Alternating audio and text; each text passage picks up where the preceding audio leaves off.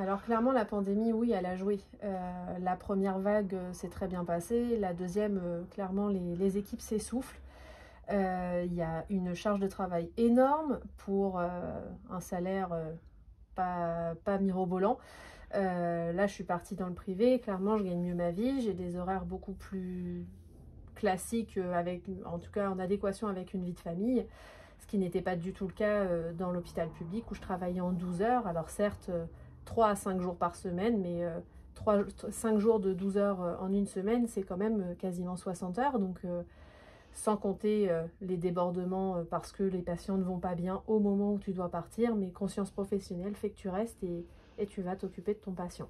Vous étiez en plus dans un service qui était particulièrement sollicité pendant cette période. Oui, en effet, moi j'étais en pneumologie, donc du coup on gérait tout ce qui était ventilation et forcément avec les Covid, on avait une aile totalement dédiée à ça. Il y a besoin, les patients ont clairement besoin de ventilation et ils pouvaient se dégrader en 5 minutes sans pour autant qu'on le voit venir en fait. C'était assez impressionnant pour ça. Et il y a eu beaucoup de décès hein, et au bout d'un moment c'est un petit peu minant. Et vous avez dit stop. Oui, c'est ça. J'ai dit stop et puis après je me suis dit pourquoi pas partir chez un prestataire de santé où là pour le coup il n'y a plus les soins certes, mais du coup il y a toujours les contacts avec les patients et les patients c'est aussi des patients qui après vont mieux, ce que je n'avais pas forcément à l'hôpital puisqu'en pneumologie il y avait aussi beaucoup de cancers, beaucoup de soins palliatifs.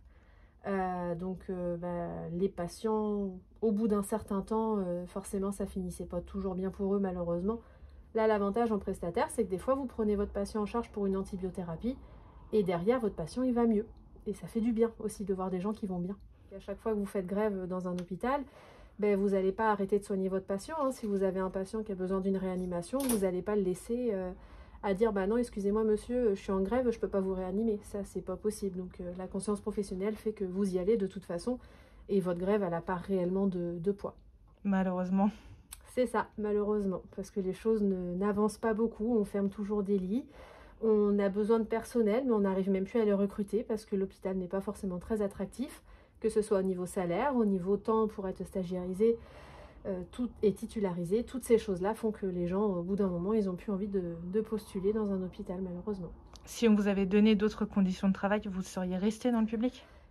Déjà, ne serait-ce si j'avais eu un autre salaire, clairement, oui, je pense que je serais restée. Après, peut-être en changeant de service, parce que ça faisait quand même 5 ans que j'étais dans le même, donc besoin aussi de voir autre chose et de sortir de ma zone de confort.